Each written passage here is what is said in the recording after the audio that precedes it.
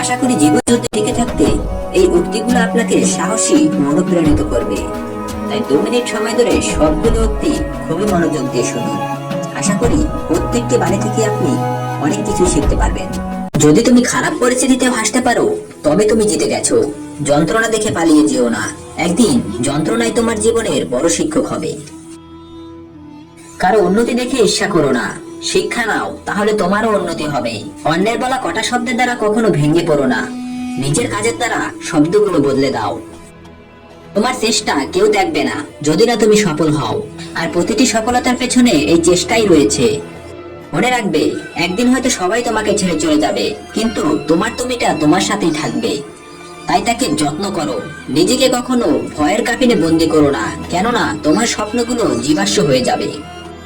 শুরু করার আগেই ব্যর্থ হবার ভয় আসলে ব্যর্থতার সম্ভাবনাকেই বাড়িয়ে দেয়। পৃথিবীর বেশিরভাগ মানুষ একটা মারাত্মক রোগে আক্রান্ত, সেটা হলো অজুহাত। আর এই রোগ থেকে পরিত্রাণ পাওয়ার চেষ্টার নামই সাফল্যের সিঁড়ি। জীবনে একা চলতে শিখতে হয়, কারণ ভিড় সাহস যোগায় কিন্তু পরিচয় কেড়ে নেয়। তোমায় শক্তিশালী হতে হবে এই কারণে নয় যে তুমি কারোর ওপর চাপ সৃষ্টি করতে পারো, বরং এই জন্য যাতে তোমার ওপর কেউ চাপ সৃষ্টি করতে না পারে।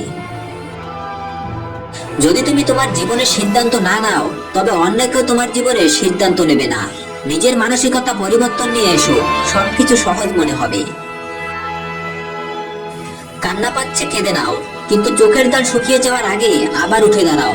প্রতিটি সফল মানুষের একটা অসফল অতীত থাকে, আর প্রতিটি অসফল অতীতে থাকে একটা সফল সমাপ্তি। যদি তুমি সমস্যাকে বড় করে দেখো, তাহলে কখনো সমস্যার সমাধান খুঁজে পাবে না। অপরের সমালোচনা যারা করে তারা আসলে নিজের স্বভাবকেই তুলে ধরে।